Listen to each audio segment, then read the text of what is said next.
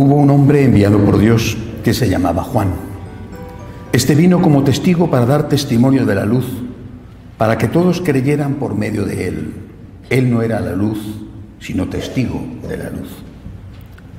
Este es el testimonio que dio Juan el Bautista cuando los judíos enviaron desde Jerusalén a unos sacerdotes y levitas para preguntarle: ¿quién eres tú? Él reconoció y no negó quién era. Él afirmó: yo no soy el Mesías. De nuevo le preguntaron: ¿quién eres pues? ¿Eres Elías? Él les respondió: no lo soy. ¿Eres el profeta? Respondió: no. Le dijeron: entonces dinos quién eres, para poder llevar una respuesta a los que nos enviaron. ¿Qué dices de ti mismo? Juan les contestó: yo soy la voz que grita en el desierto. Enderecen el camino del Señor, como anunció el profeta Isaías. Los enviados, que pertenecían a la secta de los fariseos, le preguntaron: entonces, ¿por qué bautizas si no eres el Mesías, ni Elías, ni el profeta? Juan les respondió: yo bautizo con agua, pero en medio de ustedes hay uno al que ustedes no conocen, alguien que viene detrás de mí, a quien yo no soy digno de desatar las correas de sus sandalias.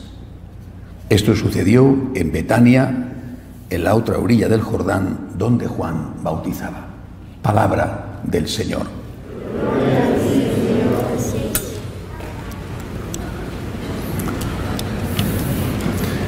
El segundo y el tercer domingo de Adviento, la Iglesia siempre nos propone a nuestra reflexión, a nuestra mirada, la figura de Juan el Bautista, desde dos perspectivas distintas. Cuarto domingo, el próximo, que este año es el día de Nochebuena, en cambio está dedicado a la Virgen. Este año la cuarta semana de Adviento es brevísima, apenas unas horas. La perspectiva desde la que la Iglesia nos pide hoy que meditemos sobre Juan es aquel que predica en el desierto, la voz que clama en el desierto, lo cual ni entonces ni ahora es fácil. En aquella época, aquel desierto era, por supuesto, el desierto físico de Judea, pero también el desierto de la gente, de aquellos que, como los fariseos, no querían enterarse de que había uno en medio de ellos, Jesucristo. No querían reconocerle, no querían creer en él. En nuestra época, el desierto claramente es el secularismo que nos rodea. Esta semana pasada estaba en Guatemala. Era la ordenación sacerdotal de uno de nuestros sacerdotes franciscanos de María. En Guatemala hay, según me han dicho, 35.000 iglesias diferentes, por llamarlo de alguna manera, eso de iglesias. La Iglesia Católica hay 35.000. La gente, ya mayoritariamente, ya son mayoría los que no son católicos, en un país hasta hace pocos años totalmente católico. La gente se hace de las sectas, de cualquier tipo. Pero eso sucede en Guatemala, quizá Honduras, posiblemente Nicaragua, un grado menor. También sucede entre algunos latinos que vienen aquí y entran por diversos motivos, a veces porque les ayudan a hacer sus papeles, entran en alguna de estas sectas o iglesias. Pero no es así en mi país. En España, los católicos españoles no se van a las sectas. Y creo que pasa igual aquí en Estados Unidos. Y desde luego pasa igual en Francia, en Italia, Alemania, en general en Europa. ¿A dónde van? A la increencia, al ateísmo, al desierto. Y ese desierto avanza rápidamente. Las noticias están, desde luego no sé si en las grandes cadenas de televisión, porque cuentan lo que quieren, pero sí, al menos online, se pueden consultar. Acaba de ser aprobada la eutanasia en Italia, por ejemplo. En Argentina se ha prohibido dar la clase de religión en los colegios en horario escolar. En su vecina del norte, Canadá, las empresas que no acepten la ideología de género no podrán recibir subvenciones para emplear, por ejemplo, jóvenes en formación. El laicismo avanza, avanza. Y por supuesto las víctimas son muy variadas. Los niños que no van a nacer. Evo Morales acaba de aprobar en Bolivia el aborto prácticamente libre. Pero hay otras víctimas, sus hijos o sus nietos. Esas personas que ustedes conocen, que ustedes aman, a los cuales ustedes les han transmitido la fe y que les han acompañado a la iglesia de niños, pero ya llegan adolescentes, llegan a jóvenes y no quieren venir. Esta tarde en la Santa Misa veo familias con niños, pero no hay apenas jóvenes, unos cuantos, pero muy pocos. Eso es el laicismo, ese es el desierto que avanza. Es decir, avanza con leyes inicuas, leyes de ideología de género, por ejemplo, pero avanza también quitando la fe del corazón, de los nuestros, incluso amenazándonos a nosotros también, que vemos cómo se entibia nuestra fe. Empezamos a practicar por rutina, no siempre vamos a misa, después cada vez menos. Las excusas, por supuesto, existen. Estoy ocupado, o qué pesada es la misa, o no me entero lo que dice el cura. En fin, estas cosas que decimos, que tendrán seguramente algo de verdad, pero que no es una justificación. Este es el desierto. ¿Qué tenemos que hacer para preparar la venida del Señor, para ser como San Juan Bautista? ¿En qué consiste la predicación en el desierto? La predicación en el desierto se tiene que hacer. Los 4 pasos del misionero tenemos que hacerlos nosotros y muchas veces los olvidamos. Lo primero, rezar. Se nos olvida. A veces hablas a tus hijos de Dios. Habla primero a Dios de tus hijos. Primero reza. Hemos dejado de creer en el poder de la oración. Cuando Santa Mónica, la mamá de San Agustín, después de tanto rezar por él, estaba ya tan desanimada, el obispo de Milán, San Ambrosio, le dijo: no se va a perder el hijo de tantas lágrimas, sigue rezando. Y poco después tuvo lugar la aparición del niño Jesús, la aparición del Señor en Casicíaco, cerca de Milán, con la conversión de San Agustín. Primero rezar.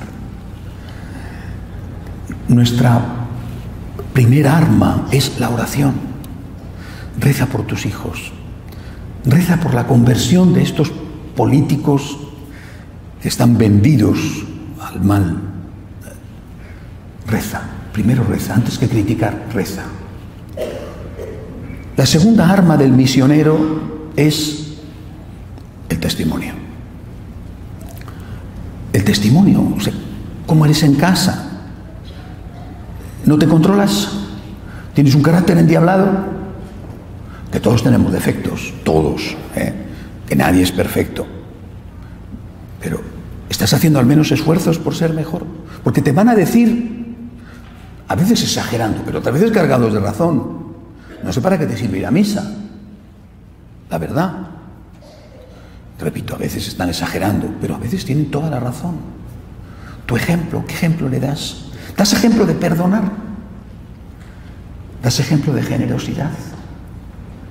¿Das el ejemplo de hacer bien tus obligaciones sin quejarte? Incluso de ir más allá y ayudar a otros. Eso es un testimonio. Y eso atrae. No digo que sea suficiente. Primero la oración, luego el ejemplo. Hay 2 cosas más, pero eso atrae. Los primeros cristianos atraían con su ejemplo, y aquellos paganos, mejor desde luego que los secularistas y laicistas de hoy, decían de ellos: mirad cómo se aman. En tercer lugar, la cruz. Se nos olvida. ¿Tienes un problema? ¿Quién no tiene un problema? No conozco a nadie que no tenga un problema. Tienes 50 problemas. ¿Tienes un problema? No tienes una maldición, tienes un tesoro. ¿Tienes un problema? Tienes un tesoro. Señor, te ofrezco esto por... Ustedes, bautizados, son sacerdotes. Por el bautismo recibimos todos lo que la Iglesia llama el sacerdocio común de los fieles, el sacerdocio regio, real, no en el sentido de auténtico, sino de regio, de rey, el sacerdocio real de los fieles. Es decir, ustedes, cuando vienen a misa, son los abogados defensores de su familia. Y cuando van a su casa, son los abogados defensores de Dios. Ustedes son pontífices, ustedes tienen que ser puentes entre los suyos y Dios. Aquí tienen que venir ustedes a decir: Señor, perdónale, perdónale, ayúdale. Yo te doy gracias en su nombre. Él no te está dando gracias. Yo te doy gracias en su nombre. Ten en cuenta lo que está pasando. Ten en cuenta sus problemas. Ayúdale. Cuando ustedes llegan a su casa, son los defensores de Dios. Y esa cruz es el mejor testimonio. La madre de San Basilio, un antiguo padre de la Iglesia, se quedó viuda, muy joven. Debía de ser una mujer guapa. Y, sin embargo, permaneció soltera, lo cual era una sorprendente novedad. Era una mujer con recursos y guapa. Y uno de los profesores de retórica de las antiguas asignaturas, cuando se enteró que San Basilio era el hijo de esta noble señora, dijo: ¿qué mujeres hay entre los cristianos? ¿Por qué? Porque llevaba su cruz, sin quejarse, sin amargarse, sin protestar. Que no es fácil, vamos, no es que no sea fácil, es que es muy difícil, pero con la ayuda de Dios. Con la ayuda de Dios era capaz de poner una sonrisa cuando tenía ganas de poner un grito. Esa cruz aceptada y esa cruz ofrecida en el ofertorio, esa gota de agua que el sacerdote va a poner en el momento del ofertorio, representa nuestra colaboración con la redención de Cristo. Por eso San Pablo dice: completo en mi carne lo que falta a la redención de Cristo. Ofrece tu sacrificio. Señor, te ofrezco esto por mis hijos. Te ofrezco esto por mi país. Te ofrezco esto por la conversión de tal o cual persona. Tienes un don con esa cruz. El testimonio que das y el ofrecimiento, por ti, Jesús, lo acepto. Te ruego que toques el corazón de este o de aquel. En la misa decimos, porque el Señor dice: pro eis santificomé. Por ellos yo me santifico. Y nosotros tenemos que hacer lo mismo. Por ellos cargo con mi cruz. Por ellos te ofrezco mi cruz. Y luego ya, en último lugar, la palabra. La palabra. Habla. No te calles. Sé la voz en el desierto. No te calles. Nunca. Quizá no tengas muchos argumentos, posiblemente porque no tienes formación. Aumenta tu formación. Pero no te calles. No tienes que gritar, no tienes que vocear, no tienes que insultar, no tienes que... No, tienes que hablar. Una palabra que sale de la experiencia. Una palabra que es un testimonio. ¿Cuántas veces me he encontrado con católicos que han tocado el corazón de la gente que vivía con ellos o que rozaba con ellos? Porque daban el testimonio y hablaban.